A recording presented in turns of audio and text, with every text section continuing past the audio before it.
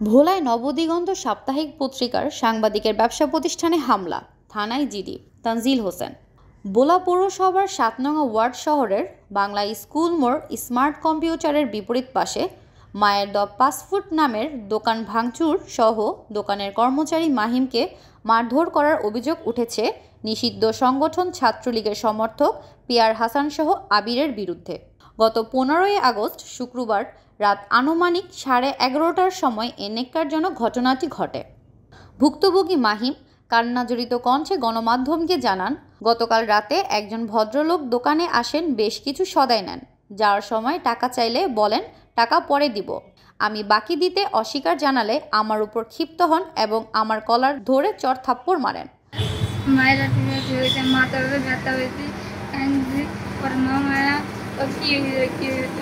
আমি এক লোকে আমার ছাওয়ার টুকুর দিয়ে মাথার বাড়ি দিয়ে গেছে। পরে মামা ওই লোকে আবার আইছিল ঘুরা, তোর মা দান করে আমি এই যে মা দানে এনে বসে না, এটার সাথে করতে হবে। পরে মা দান সাথে সকাল থেকে হয়েছে। পরে মামা পুলিশে কল দিতে অসুবিধা হয়েছে মামার আগে। পরে আমার ডাক চিৎকারে আশেপাশের লোকজন এসে আমাকে উদ্ধার করেন। তাৎক্ষণিক আমি আমার মামাকে মোবাইল করে আসতে বলি। মামায় আসলে তাদের সঙ্গে মামার তুমুল ঝগড়া হয়। পরে মামায় থানায় কল দিলে ঘটনাস্থলে পুলিশ আসেন। ঘটনার সময় ব্যবসায়িক জাকির, আনোয়ার হোসেন এবং প্রত্যক্ষদর্শীরা জানান, পিয়ার হাসান ২৪-এর গণ অভ্যুত্থানের আগে ছাত্রলীগ নেতা হিমেলের ছত্রছায়ায় শহরের বিভিন্ন জায়গায় অপকর্ম করে বেড়াতেন। আমার নাম মোহাম্মদ জাকির হোসেন। আমি কালকে বাংলা স্কুলের মোড়ে একটা ফাস্টফুডের দোকানে চা খেতে যাই। তখন আবির হোসেন নামে আওয়ামী লীগের এক সন্ত্রাসী বলা যায়, ওনার কালকের কার্যকলাপে দেখলাম আওয়ামী লীগ আমলে যা করছে। এখন উনি এই একটা দোকান থেকে সদাই বাকি দিবে না তারে, এইটারে উপলক্ষ করে সে ওই সদাইগুলো চিট্টা পিচ্চা হালায়া ওই দোকানদারের মারছে। প্লাস আপনার দোকানে হুমকি দিতে আছে, এত টাকা চাঁদা দিতে হবে, না দিলে তার প্রাণ নাশের হুমকি দিছে। আমিও পাশের একজন ব্যবসায়ী, এই হিসাবে আমরা প্রশাসনের কাছে আমি আমার ব্যক্তিগতভাবে আমি এটা সুস্থ তদন্ত চাই, বিচার চাই। এদেরকে দমন করার জন্য প্রশাসনের কাছে আমার আকুল আবেদন।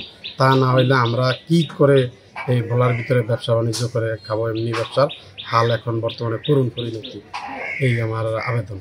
নতুনভাবে দেশ স্বাধীন হওয়ার পরেও কিছু নামধারী নেতাকর্মীদের ছত্রছায়ায় নানা অপকর্মের সাথে জড়িত রয়েছে। এতেই তার অপরাধ সীমাবদ্ধ নয়। বাস্তব উদাহরণস্বরূপ এই বাংলা স্কুল মোড়ে মায়ের দ্য ফাস্টফুডে ন্যাক্কারজনক হামলা ও ১৪ বছরের শিশু মাহিনকে নির্যাতন করার মতো ঘটনাটি। আমরা পুলিশ প্রশাসনের কাছে জোরালোভাবে অনুরোধ জানাতে চাই, পুলিশ প্রশাসন অতি দ্রুত দোষীদের আইনের মুখোমুখি করে কঠোর শাস্তির ব্যবস্থা নিশ্চিত করতে হবে।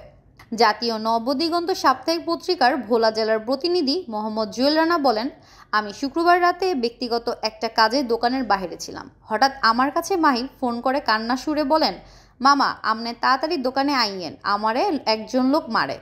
আমি প্রয়োজনীয় কাজ ফেলে রেখে দ্রুত দোকানে এসে উপস্থিত হই এবং আমি মাহিমকে মারধরের কারণ জানতে চাইলে আমাকে অশ্লীল ভাষায় গালমন্দ করেন।